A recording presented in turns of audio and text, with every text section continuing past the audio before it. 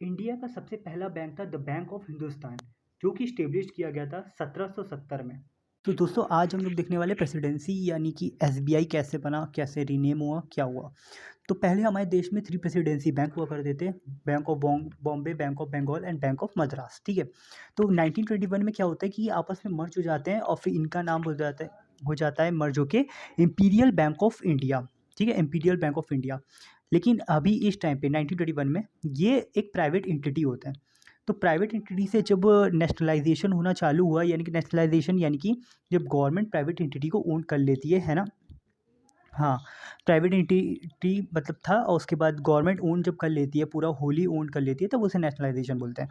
तो ये जो इंपीरियल बैंक ऑफ इंडिया था, इसका नेशनलाइजेशन हो गया 1955 में और रीनेम कर दिया गया इसका स्टेट बैंक ऑफ इंडिया। ये एग्ज़ाम में पूछा जा सकता है कि किसके रिकमेंडेशन पे, ये कौन सी कमेटी के रिकमेंडेशन पे ये बना था। तो ये एडी ओरे वाला कमेटी के रिकमेंडेशन पे रीनेम हुआ था, एसबीआई बना था, ठीक है। और इसकी 8 सब्सिडरीज होती हैं, इसके साथ अटैच हो गई। कब हुई इसकी अटैच? 1959 में। तो दोस्तों इसकी 8 सब्सिडरीज को याद करने का सबसे अच्छा फॉर्मूला यही है कि बीजेपी एमटीएस आईएच। इसको सामने अगर लिख लोगे ना तो भाई अच्छे से याद हो जाता है। यानी कि State Bank of Bikaner, State Bank of Jaipur, State Bank of Patiala, State Bank of Mysore and State Bank of Travancore, State Bank of Saurashtra and State Bank of Indore and last में स्टेट बैंक ऑफ हैदराबाद।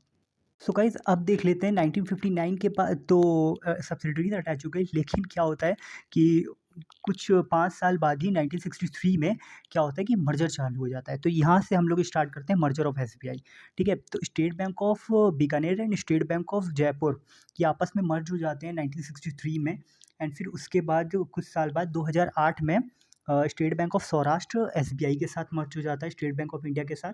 और फिर 2 साल बाद, जस्ट 2 साल बाद 2010 में State Bank of Indore SBI के साथ मर्ज हो जाता है, ठीक है। फिर क्या होता है कि सारे के सारे 1 अप्रैल 2017 में State Bank of Bikaner and Jaipur, State Bank of Hyderabad, state Bank of Patiala, State Bank of Mysore and State Bank of Travancore, जितने बाकी के बचे रहते हैं वो सारे के सारे यहाँ पे क्या होते हैं कि मर्ज हो जाते हैं आपस में। मैंने क्या बताई? 1 अप्रैल 2017, ठीक है।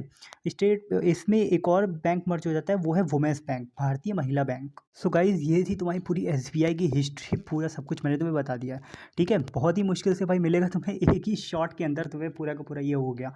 और मैं सोच रहा हूँ कि नेक्स्ट बारी में नेशनलाइजेशन ऑफ बैंकिंग का पूरा बता देता हूँ। पूरा का पूरा एक बार में कवर हो जाएगा, जितना देखोगे पूरा का पूरा एंजॉय करते हुए पढ़ेंगे, कोई दिक्कत की बात नहीं है।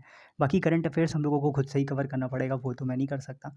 तो गाइस अगर चैनल पे नहीं हो तो चैनल को सब्सक्राइब कर देना, बेल आइकन को प्रेस कर देना। मिलते हैं नेक्स्ट शॉट में। Thank you.